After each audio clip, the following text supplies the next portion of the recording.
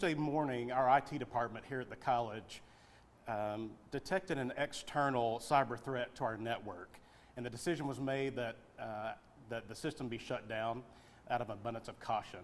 At this time, there is zero indication that our core network, our core system of record for student records and information has been accessed at all by any external entity.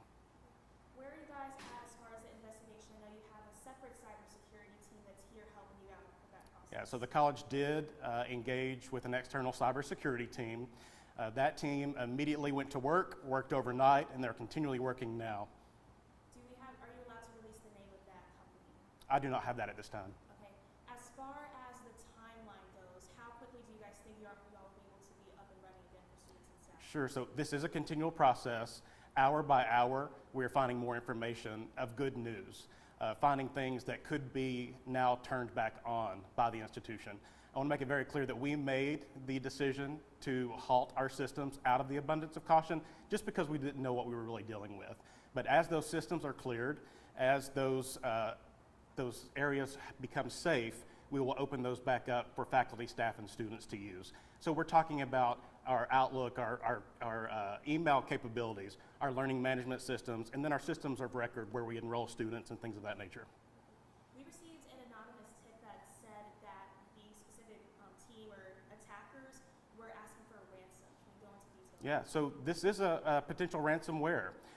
Some of our staff received a notification that came through our public network printers. There were a few of those, and there was a lot of information in that letter, but basically they were asking for money in exchange for access to our data. And no money has been paid, nothing of that nature, and no amount has been relayed to us at this time. Is the Little Rock Bureau for FBI investigating the matter? They are involved with us. We have tremendous support from our state officials, our legislators, tremendous support on all fronts. What do you want the staff and students to know as far as safety goes, walking around the campus? Sure. Yeah. It needs to be noted that this is an external entity, not affiliated with the institution. Campus is safe, campus is open, our regular business hours at both Bentonville and our Washington County location in Springdale, as well as Brightwater, our culinary institute. Campus is safe. We have staff on campus to greet students, to answer any questions, knowing that our systems are down, and that includes some of our Outlook email capabilities. We have a text line, so students can text us. They can literally ask any question they have. We have a one-stop shop center here at the college, and so that is all things financial aid, admissions, advising, registration. They can literally ask any question via that text line. So to confirm, the other two campuses, are they also experiencing this, or is it just the Bentonville campus? They are experiencing this as we're all on one college network. You guys have questions? So it's not the school year, but summer classes are going on. What was going on today? What's going on in the summer here? It's finals. It's finals week. So finals are happening for our parts of term. They're happening this summer. The message to our students is, and we've gotten this out via text capabilities and some email. Some folks do have email access, but we are committed to working with students. That's what we do. Northwest Arkansas Community College puts community and students first. And so if you have any issues with connecting with your faculty member, if you have any issues accessing your course online, text our number, and I'll make sure that everyone gets that. The most important thing for us to know now is that students are out there and connecting them with us for anything they may need. But finals were going on, but we are looking at other options for those students to complete their coursework in a timely manner. So did it disrupt any finals that were being taken today? It did disrupt some finals, but we were able to communicate with those students and inform them, hey, this is what's going on with our network outage. Let's make accommodations for you to get in, take your test, and get completed in the course. Do you believe that this will be resolved before the fall school year? We are very hopeful. Classes start August 19th. We do have a few classes starting on that Saturday before, some weekend classes. We're very hopeful that as the IT team and the cybersecurity team get in and they start clearing those virtual environments, whether it be email, our learning management system, or our Workday, our system of record, that we can gain access each day. Is this going to have any kind of effect on any incoming students that are working on enrollment, financial aid, that sort of thing? Yeah, so obviously we're enrolling students right now for fall with classes starting on August 19th. So we have students that are applying for financial aid, applying for admissions. You can still do that as a student. So you can still apply for your FAFSA. You can still go on our website. Our website is up and running. Our phones are up and running. Our text line is running. None of those operations have been affected. And so students can still apply, students can still register, students can apply for financial aid and be served. There may be a delay, but in that delay, if the student has any anxiety, any questions, any angst, they should text that number and get connected to a person, and they'll be there to help them.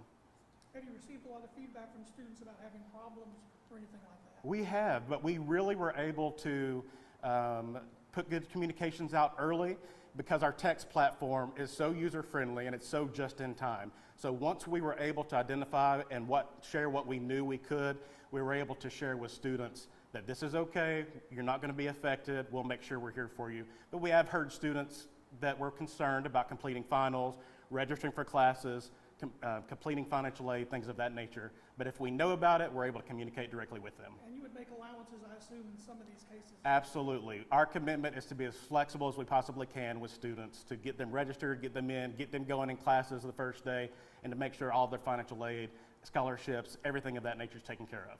Aside from the FBI in Little Rock, are there any other groups investigating this? Yeah, so it's good to know that the college is insured by a cybersecurity policy. We are insured for these things.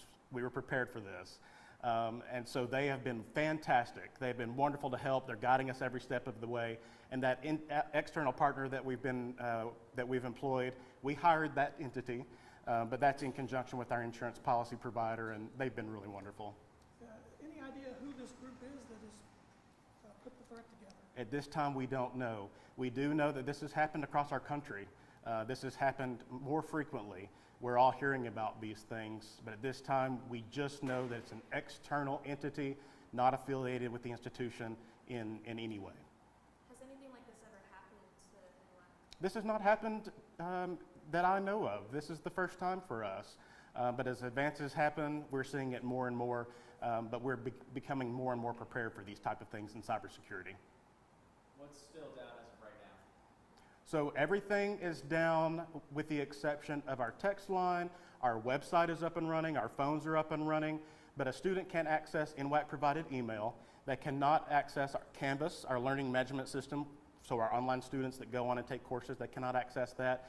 And then they cannot access their individual portal where you go in and add and drop courses. We have found that some students still have some of that capability, but students still can apply for admission, they can still be accepted, and they can still apply for financial aid. And that's because the website's still up, is that right? Or The website is still up, and so it's on a different network than what some of our data was on. But what I can say, our core system that holds our student data, our student records, our faculty and staff information, that is on the cloud, and it is secured.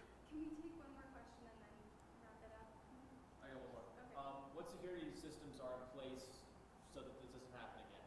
Yeah, so there are many firewalls. You look at NWACC as the largest community college in the state of Arkansas, we have to have safeguards in place.